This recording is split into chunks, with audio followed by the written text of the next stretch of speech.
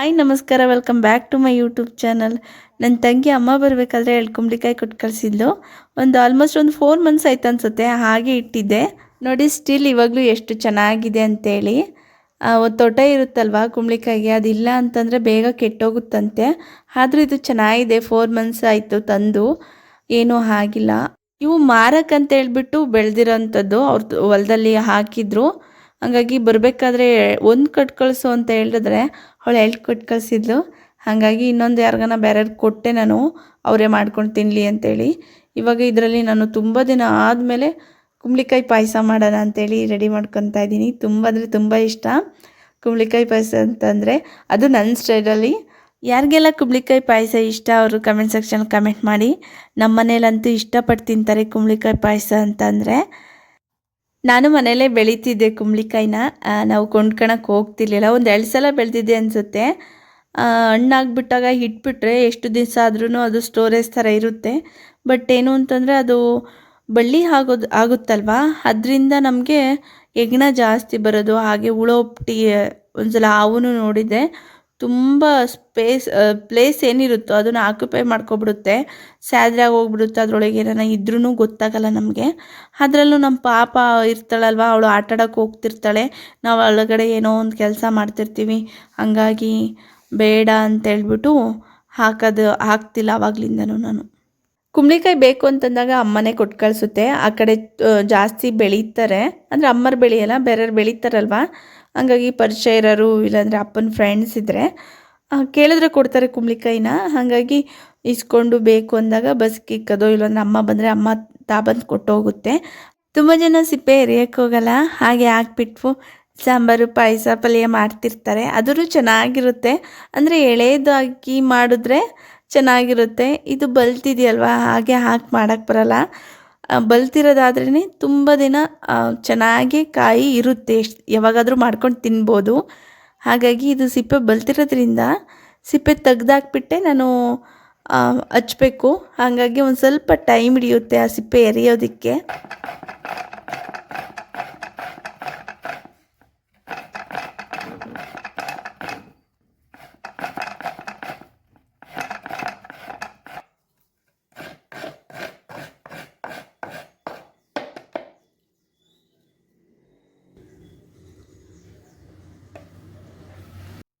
ಇನ್ನು ಪಾಯಸಕ್ಕೆ ಕುಂಬಳಿಕಾಯಿ ಹಚ್ಚಿಬಿಟ್ಟು ಹಾಗೆ ಒಂದು ಸ್ವಲ್ಪ ಹಸಿ ಕಾಯಿ ತುರಿನ ತುರಿದ್ಬಿಟ್ಟು ಸೈಡ್ಗೆ ಇಟ್ಟಿದ್ದೀನಿ. ಇನ್ನು ತಿಂಡಿ ಬೇರೆ ತಿಂದಿರಲಿಲ್ಲ, ತಿಂಡಿ ತಿಂದ್ಬಿಟ್ಟು ಆಮೇಲೆ ಮಾಡ್ಕೊಳ್ಳೋಣ ಅಂತೇಳಿ ರಾಗಿ ಹಿಟ್ಟು ಬಳಸ್ಕೊಂಡು ದೋಸೆ ಮಾಡಿದ್ದೆ. ತುಂಬ ಅಂದರೆ ತುಂಬ ಚೆನ್ನಾಗಿ ಬಂದಿದ್ವು, ಹಾಗೆ ಹೆಲ್ತಿ ಅಲ್ವಾ. ಹಾಗಾಗಿ ನೀವು ಒಂದು ಸಲ ಟ್ರೈ ಮಾಡಿ, ತುಂಬ ಚೆನ್ನಾಗಿರುತ್ತೆ. ಈ ರೆಸಿಪಿ ಬೇಕು ಅಂದರೆ ನಾನು ಯೂಟ್ಯೂಬ್ ಚಾನಲಲ್ಲಿ ಅಪ್ಲೋಡ್ ಮಾಡಿದ್ದೀನಿ, ಹೋಗಿ ಒಂದು ಸಲ ಚೆಕ್ ಮಾಡಿ. ಒಂದು ಕಡೆ ದೋಸೆ ಹಾಕ್ತಿದ್ರೆ ಇನ್ನೊಂದು ಕಡೆ ಕ್ಲೈಮೇಟ್ ನೋಡಿ ಬೆಳಬೆಳಗ್ಗೆನೇ ಯಾವ ಥರ ಇದೆ ಅಂತೇಳಿ. ಈ ಥರ ಇರೋದ್ರಿಂದ ನನಗೆ ಏನು ಕೆಲಸ ಮಾಡೋಕ್ಕೂ ಇಂಟ್ರೆಸ್ಟ್ ಇಲ್ಲ.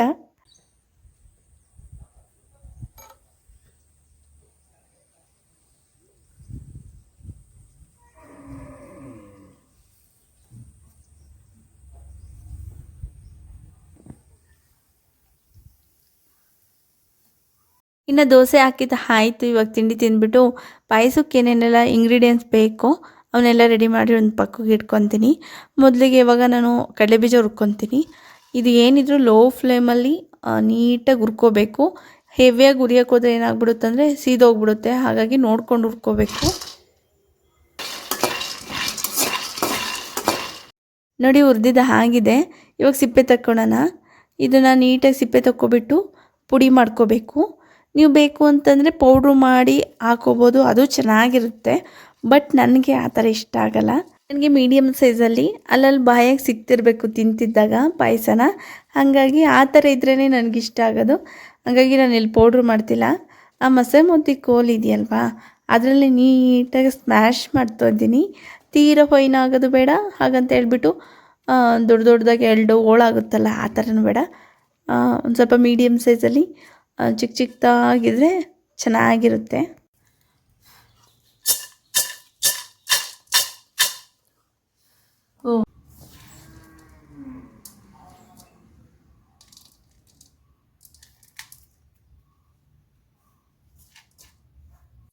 ನೋಡಿ ಪಾಯಸಕ್ಕೆ ಏನೇನು ಬೇಕೋ ಎಲ್ಲ ರೆಡಿ ಮಾಡಿ ಒಂತಾಗಿ ಇಟ್ಟಿದ್ದೀನಿ. ಇದಕ್ಕೆ ಒಂದು ಸ್ವಲ್ಪ ಬೆಲ್ಲ ತೊಗೊಂಡಿದ್ದೀನಿ. ನೀವು ಬೇಕು ಅಂತಂದರೆ ಸಕ್ಕರೆನಾದರೂ ಯೂಸ್ ಮಾಡ್ಕೋಬೋದು, ಅದು ಚೆನ್ನಾಗಿರುತ್ತೆ. ಹಾಗೆ ಕಡಲೆ ಬೀಜ ಈ ಥರ ಇದ್ರೇ ಚೆನ್ನಾಗಿರುತ್ತೆ ಕಡಲೆ ಬೀಜ ನನಗೆ. ನೀವು ಬೇಕು ಅಂತಂದರೆ ಹೇಳಿದ್ನಲ್ವ ಪೌಡ್ರ್ ಮಾಡ್ಕೊಳ್ಳಿ. ಹಾಗೆ ಹಸಿ ಕೊಯ್ ತುರಿ, ಒಂದು ಸ್ವಲ್ಪ ಕಟ್ ಮಾಡಿರೋಂಥ ಕುಂಬಳಕಾಯಿ ಪೀಸು, ಇವೊಂದು 3 ಟೈಮ್ ತೊಳೆದ್ಬಿಟ್ಟು ನೀಟಾಗಿ ಇಟ್ಟಿದ್ದೀನಿ. ಮೊದಲಿಗೆ ಕುಂಬಳಕಾಯಿನ ಬೇಯಿಸ್ಕೋಬೇಕು. ಅದಕ್ಕೆ ಒಂದು ತಪ್ಪಲೆ ತೊಗೊಂಡಿದ್ದೀನಿ. ನಾನು ತೊಗೊಂಡಿರೋ ಕುಂಬಳಕಾಯಿಗೆ ಇದು ಸರಿ ಹೋಗುತ್ತೆ. ಸೊ ಇವಾಗ ಏನು ಹಚ್ಕೊಂಡು ಇಟ್ಕೊಂಡಿದ್ವಲ್ಲ ಕುಂಬಳಕಾಯಿನ, ಅದನ್ನ ಒಟ್ಟು ಹಾಕ್ತಾಯಿದ್ದೀನಿ.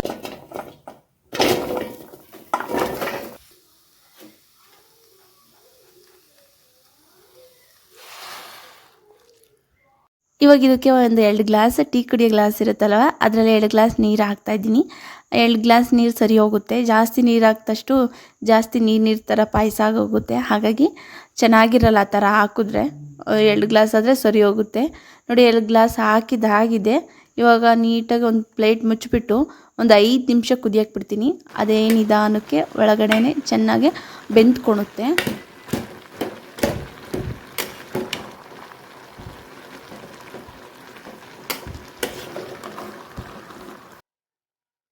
ನೋಡಿ ಮುಕ್ಕಾಲು ಭಾಗ ಬೆಂದಿದೆ. ಇವಾಗ ಇದಕ್ಕೆ ಬೆಲ್ಲ ಹಾಕ್ತಾಯಿದ್ದೀನಿ. ನಾನು ಎಷ್ಟು ತೊಗೊಂಡಿದ್ದೀನೋ ಅಷ್ಟು ಹಾಕಲಿಲ್ಲ, ಅದರಲ್ಲಿ ಅರ್ಧ ಭಾಗ ಮಾತ್ರ ಹಾಕಿದೆ. ಇನ್ನು ಮಿಕ್ಕಿತ್ತು ಒಂದು ಸ್ವಲ್ಪ ಸಕ್ಕರೆ ಹಾಕ್ತೀನಿ ಲಾಸ್ಟಲ್ಲಿ. ತುಂಬ ಚೆನ್ನಾಗಿರುತ್ತೆ ಸಕ್ಕರೆ ಹಾಕಿದ್ರೂ. ಇಲ್ಲ ಅಂತಂದರೆ ಬರೀ ಸಕ್ಕರೆ ಹಾಕಿ ಮಾಡ್ಕೊಂಡ್ರು ಅದು ಚೆನ್ನಾಗಿರುತ್ತೆ. ನಾನು ಇಲ್ಲಿ ಎರಡನ್ನೂ ಬ್ಯಾಲೆನ್ಸ್ ಮಾಡ್ಕೊಂಡು ಹಾಕ್ತಾಯಿದ್ದೀನಿ. ಬೆಲ್ಲ ಹಾಕಿ ಒಂದು ಸಲ ಮಿಕ್ಸ್ ಮಾಡಿಬಿಟ್ಟು ಒಂದು ಕುದಿ ಬಂದಿದ ತಕ್ಷಣ ನಾನಿಲ್ಲಿ ತುರಿದಿಟ್ಟಿರೋಂಥ ಹಸಿ ಕಾಯಿ ತುರಿ ಏನಿದೆಯೋ ಅದು ಹಾಕ್ತಾಯಿದ್ದೀನಿ. ಅಷ್ಟು ಹಾಕ್ತಾಯಿದ್ದೀನಿ. ಚೆನ್ನಾಗಿರುತ್ತೆ. ಕಾಯಿ ತುರಿ ಒಂದು ಸ್ವಲ್ಪ ಹೆಚ್ಚಿಗೆ ಹಾಕಿದ್ರೂ ಏನೂ ಆಗಲ್ಲ.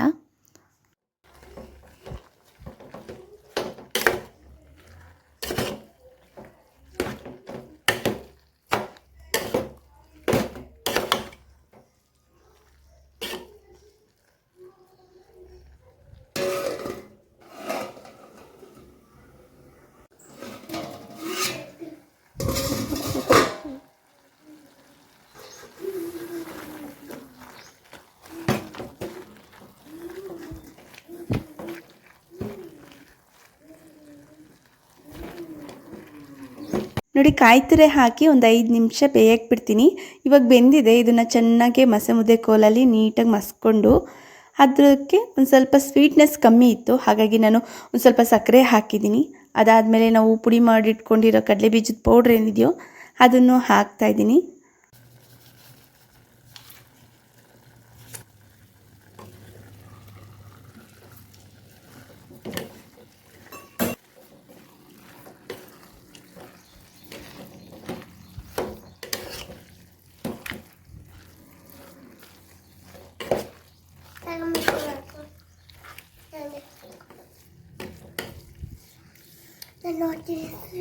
ನೋಡಿ ಚೆನ್ನಾಗಿ ಬೆಂದಿದೆ. ಇದಕ್ಕೆ ಕಡಲೆ ಬೀಜದ ಪೌಡರ್ ಹಾಕಿ ಒಂದು ಮಿಕ್ಸ್ ಹೊಡೆದ್ರೆ ರೆಡಿ ಆಗೋಯ್ತು ಕುಂಬಳಕಾಯಿ ಪಾಯಸ. ಅಂದರೆ ತುಂಬ ಟೇಸ್ಟಿಯಾಗಿರುತ್ತೆ. ಒಂದು ಸಲ ತಿಂದರೆ ಮತ್ತೆ ತಿನ್ನಬೇಕು ಅನಿಸುತ್ತೆ. ಹಾಗೆ ತಿನ್ನಬೇಕಾದ್ರೆ ಮಧ್ಯದಲ್ಲೇ ಆ ಕಡಲೆ ಬೀಜ ಸಿಕ್ತಿದ್ರೆ ವಾಹ್ ಸೂಪರಾಗಿರುತ್ತೆ. ನೀವು ಒಂದು ಸಲ ಟ್ರೈ ಮಾಡಿ. ತುಂಬ ಅಪರೂಪಕ್ಕೆ ನಾನು ಕುಂಬಳಕಾಯಿ ಪಾಯಸ ಮಾಡಿದ್ದೆ. ಅವತ್ತೇ ಒಂದು ಸ್ವಲ್ಪ ಜನ ನೆಂಟರು ಬೇರೆ ಬಂದಿದ್ರು, ಅವ್ರಿಗೂ ಕೊಟ್ಟೆ. ಅವರು ತಿಂದು ಚೆನ್ನಾಗಿದೆ ಅಂತ ಹೇಳಿದ್ರು. ಏನೇ ಆಗಲಿ ನಾವು ಎಷ್ಟೇ ಚೆನ್ನಾಗಿ ಅಡುಗೆ ಮಾಡಿದ್ರೂ ಬೇರೆಯವರು ಕಾಂಪ್ಲಿಮೆಂಟ್ಸ್ ಕೊಡ್ತಾರಲ್ಲ, ಅದರಲ್ಲಿರೋಂಥ ಖುಷಿ ಬೇರೆದ್ರಲ್ಲಿ ಇರಲ್ಲ. ಚೆನ್ನಾಗಿದೆ ಅಂತಂದರೆ ಎಷ್ಟು ಖುಷಿ ಆಗುತ್ತಲ್ವ, ಮಾಡಿದ್ಕೋ ಒಂದು ಸ್ವಲ್ಪ ಸಾರ್ಥಕ ಆಗುತ್ತೆ. ಬಂದಿರೋರ್ಗೆಲ್ಲರಿಗೂ ಕುಂಬಳಕಾಯಿ ಪಾಯಸ ಕೊಟ್ಟು ಇನ್ನು ಲಾಸ್ಟಿಗೆ ನಾನು ತಿಂದಿತ್ತು. ನಾನು ತಿನ್ನೋಷ್ಟೊತ್ತಿಗೆ ಒಂದು ಸ್ವಲ್ಪನೇ ಇದ್ದಿತ್ತು. ಮತ್ತೆ ಬೇಕು ಅಂದರೆ ಇಲ್ಲಿ ಎಲ್ಲ ಖಾಲಿಯಾಗೋಗ್ಬಿಟ್ಟಿತ್ತು. ಮತ್ತೆ ತಿನ್ನಬೇಕು ಅನ್ನಿಸ್ತು. ಬಟ್ ಏನು ಅಂತಂದರೆ ಖಾಲಿಯಾಗಿತ್ತಲ್ವ, ಇನ್ನು ಅದರಲ್ಲೇ ಸ್ಯಾಟಿಸ್ಫ್ಯಾಕ್ಷನ್ ಮಾಡಿಕೊಂಡೆ ಕ್ರೇವಿಂಗ್ಸ್ನ. ಇವತ್ತು ಅಮ್ಮ ಪಾಯಸ ಮಾಡಿತ್ತು ಅಪ್ಪಗೋಸ್ಕರ. ಅಪ್ಪ ತಿನ್ನಲಿಲ್ಲ, ನಾನು ತಿಂತಿದ್ದೀನಿ. ನೋಡಿ ಎಷ್ಟು ಚೆನ್ನಾಗಿದೆ ನೋಡಿ. ತಿನ್ನೋಡು ಜೆಲ್ಲಿ ಥರ ಐತೆ.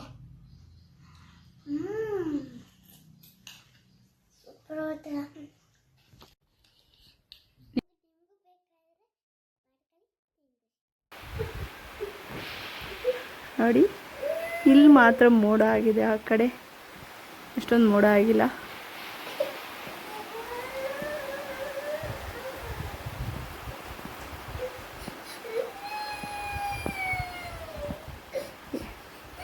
ಪಾತ್ರೆ ಬಿಡೋವೇಗ ಇದ್ದಾವೆ, ಮಸ್ತ್ ಪಾತ್ರೆ ಇದ್ದಾವೆ. ಇಲ್ಲಿ ನೋಡಿ ಇಲ್ಲೊಬ್ರು ಹೆಂಗೆ ಹೇಳ್ತಿದ್ದಾಳೆ, ಈ ಹೇಳ್ತಿದ್ದಾಳೆ. ಈ ಸಲ ಪ್ಯಾಕೆಟ್ ತುಪ್ಪ ಬಂದೆ. ಪ್ರತಿ ಸಲ ನಾನು ತೊಗೊಂಡಾಗ್ಲೂ ಗೊತ್ತಿರೋರ ಹತ್ರ ಮನೇಲಿ ಮಾಡುವಂಥ ಬೆಣ್ಣೆನೇ ತಾಬಂದು ಕಾಸ್ಬಿಟ್ಟು ತುಪ್ಪ ಮಾಡ್ಕೊತಿದ್ದೆ. ಬಟ್ ಈ ಸಲ ನನಗೆ ಸಿಗಲಿಲ್ಲ, ಅವ್ರು ಯಾರಿಗೋ ಕೊಟ್ಬಿಟ್ಟಿದ್ದಾರಂತೆ.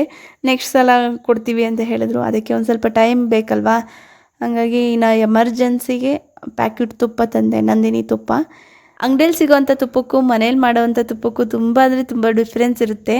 ಮನೇಲಿ ಮಾಡುವಂಥ ತುಪ್ಪ ಒಂದು ಸಲ ಅಭ್ಯಾಸ ಆಗೋದ್ರೆ ಮತ್ತು ಅಂಗಡಿಯಲ್ಲಿ ಸಿಗೋವಂಥ ತುಪ್ಪ ಇಷ್ಟನೇ ಆಗೋದಿಲ್ಲ. ಆ ಥರ ಟೇಸ್ಟ್ ಇರುತ್ತೆ, ತುಂಬ ಅಂದರೆ ತುಂಬ ಟೇಸ್ಟ್ ಇರುತ್ತೆ. ನನಗೆ ಅದೇ ಇಷ್ಟ.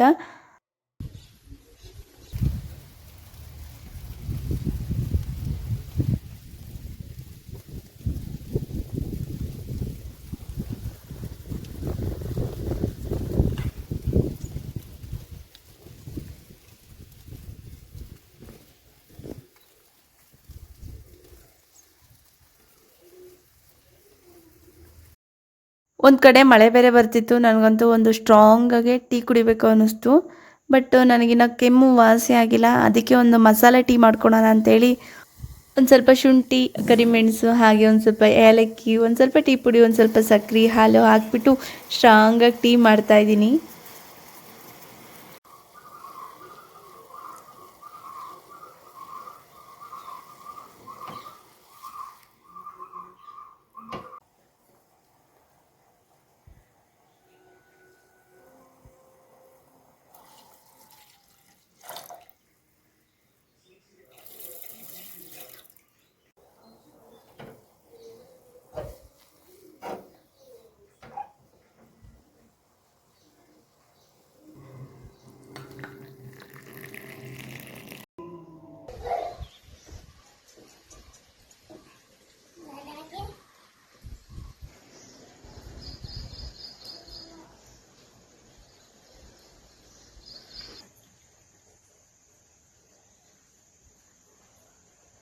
ಇಲ್ಲಿ ಇದಿರುತ್ತಲ್ಲ, ಇದನ್ನು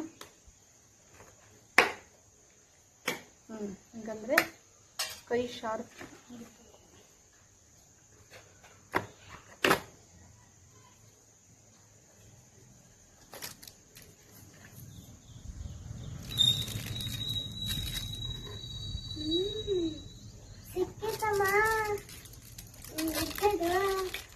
ಫ್ರೀ ಬರುತ್ತೆ ಚೆನ್ನು, ಎಲ್ಲದಕ್ಕೂ ಅಷ್ಟೇ ಆ ಥರ ಫ್ರೀ ಬರುತ್ತೆ. ಇದೆಷ್ಟು ಅಂದ್ರೆ ಪ್ರೈಸು 60 ರೂಪೀಸು, 60 ರೂಪಾಯಿ, 10 ರೂಪಾಯಿ ಅರ್ಥದ ಸ್ಕ್ರಬ್ಬರ್ ಕೊಡ್ತಾರೆ. ಇದು ಹಿಂಗೆ ಕ್ಲೋಸ್ ಮಾಡೋದು. ನೈಸ್, ಚೆನ್ನಾಗಿದೆ.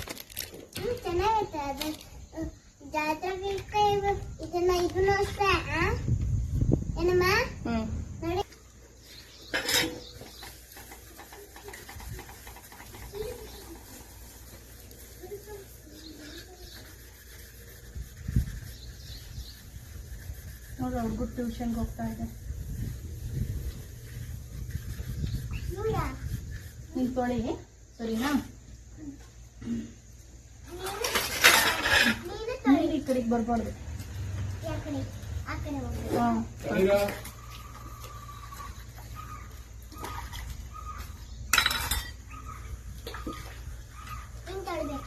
ಹಿಂಗೆ, ವೆರಿ ಗುಡ್. ನೀನು ಬೆಳಗ್ಬೇಕಾದ್ರೆ ಅಲ್ಲೊಂದು ಮಾರ್ತಾರೋ ಬೆಳಗ್ಗೆ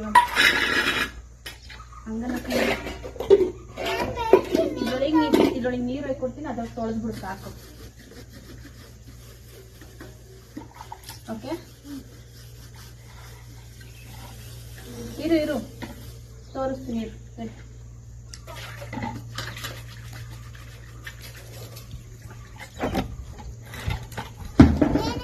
ಅಂದಕ್ಕಂದ ಇದ್ರೊಳಗೆ ನೀರು ಹೋಯ್ಕ, ಒಂದು ಹೇಳ್ತೀನಿ. ಜಗ್ ಹೋಯ್ಕ, ಒಯ್ಕ, ಒಂದು ಜಗ್ ಹೋಯ್ತಿಲ್ಲ ಸ್ವಲ್ಪ.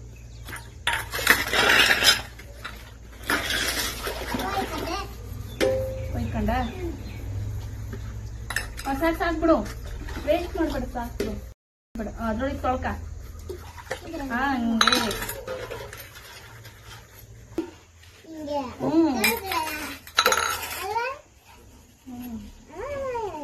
ಅದ್ರೊಳಗೆ ಸಿಗಾಕಣ ತಗೋತಾರ.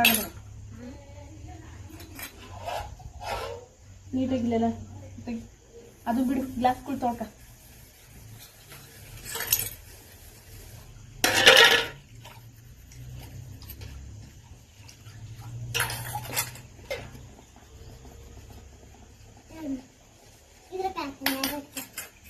ಅದು ಬಕೆಟ್ ಹಾಕ.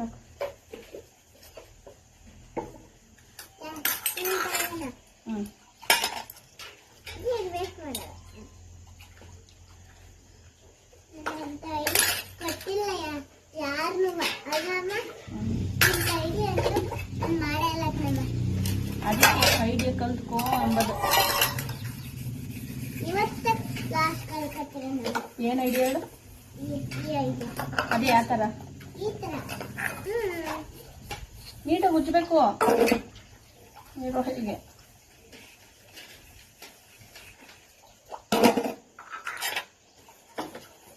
ಎಷ್ಟು ಉಜ್ಜಿ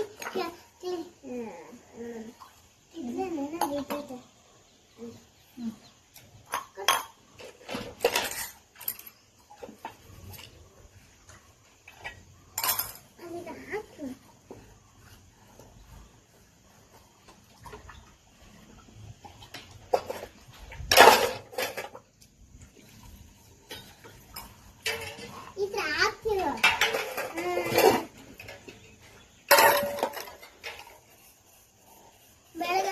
ಬೆಳಗಾದ್ಮೇಲೆ ಹಾಕ್ತಿರ್ಬೇಕು. ಚಮಚ ಹಿಡ್ದಿಪ್ಪ.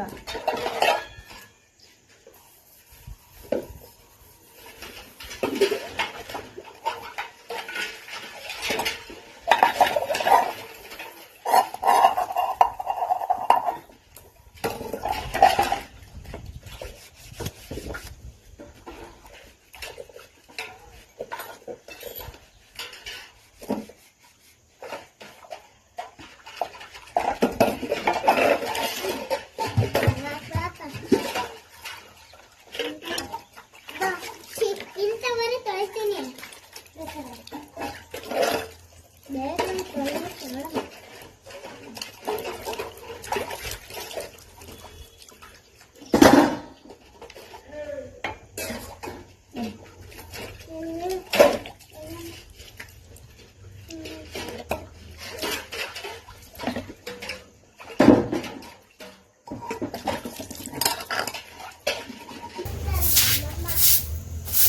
ಅಮ್ಮ ನೀರು ಕೊಡಮ್ಮ. ಇಷ್ಟೊಂದು ವೇಸ್ಟ್ ಮಾಡ್ತೀಯಲ್ಲಮ್ಮ. ಒಂದು ಸ್ವಲ್ಪ ಕಳೆದ್ರೆ ಇಷ್ಟೊಂದು ವೇಸ್ಟ್. ವೇಸ್ಟ್ ಜಾಸ್ತಿ ಮಾಡೋದು. ಗ್ಲಾಸಿಗೆ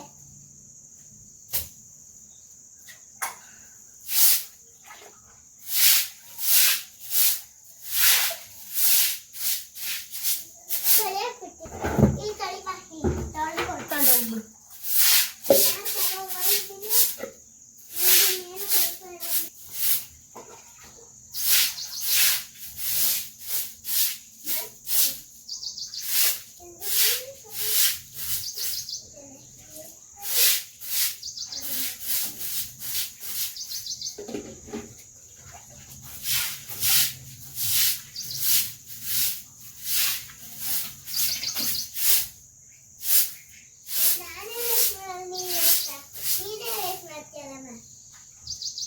ಏನು ಮಾಡೋದಮ್ಮ, ಗಲೀಜಾಗೈತೆ.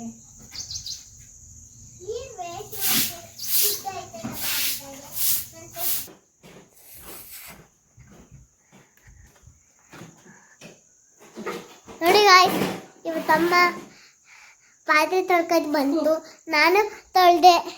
ಇವತ್ತು ನಮ್ಮ ಅಜ್ಜರು ಬಂದಿದ್ರು.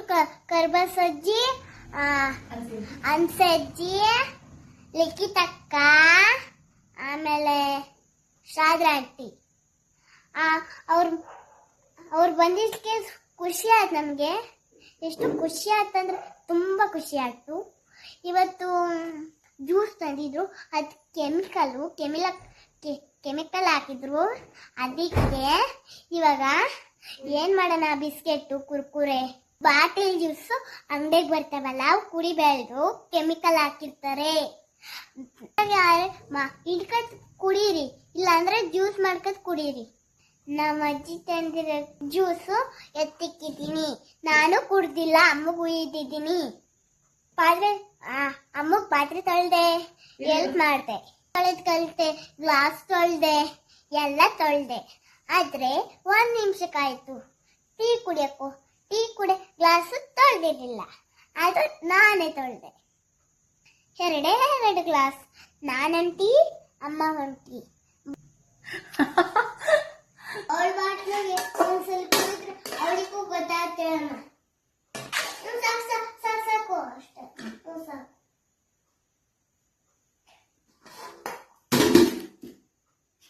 ಇವತ್ತು ಮಳೆ ಬರ್ತೈತೆ. ಮಳೆ ಬರೋದ್ರಿಂದ ಸಿಕ್ಕಾಪಟ್ಟೆ ಚಳಿ. ಅದರಲ್ಲೂ ನಮ್ಮ ಮನೆಯಲ್ಲಿ ಹೆಂಚು ಮನೆ ಅಲ್ವಾ, ಒಂದು ಸ್ವಲ್ಪ ತಣ್ಣಗಿರುತ್ತೆ. ಅದಕ್ಕೂ ಆ ಚಳಿಗೆ ತಡ್ಕೊಳಕ್ಕಾಗಲ್ಲ, ಏನು ಕೆಲಸ ಮಾಡೋಕ್ಕೂ ಇಷ್ಟ ಆಗಲ್ಲ. ಬೆಳಿಗ್ಗೆಯಿಂದ ಸಂಜೆ ತನಕ ನನ್ನ ಮಾರ್ನಿಂಗ್ ರೂಟೀನ್ ಹೀಗಿರುತ್ತೆ. So thank you so much watching for this video. ಈ ವಿಡಿಯೋ ಇಷ್ಟ ಆಯಿತು ಅಂತ ಅಂದ್ಕೊಂಡಿದ್ದೀನಿ. ಸೊ ಮತ್ತೊಂದು ವಿಡಿಯೋದಲ್ಲಿ ಸಿಗೋಣ. ಅಲ್ಲಿವರೆಗೂ ಬಾಯ್, ಲವ್ ಯು ಆಲ್.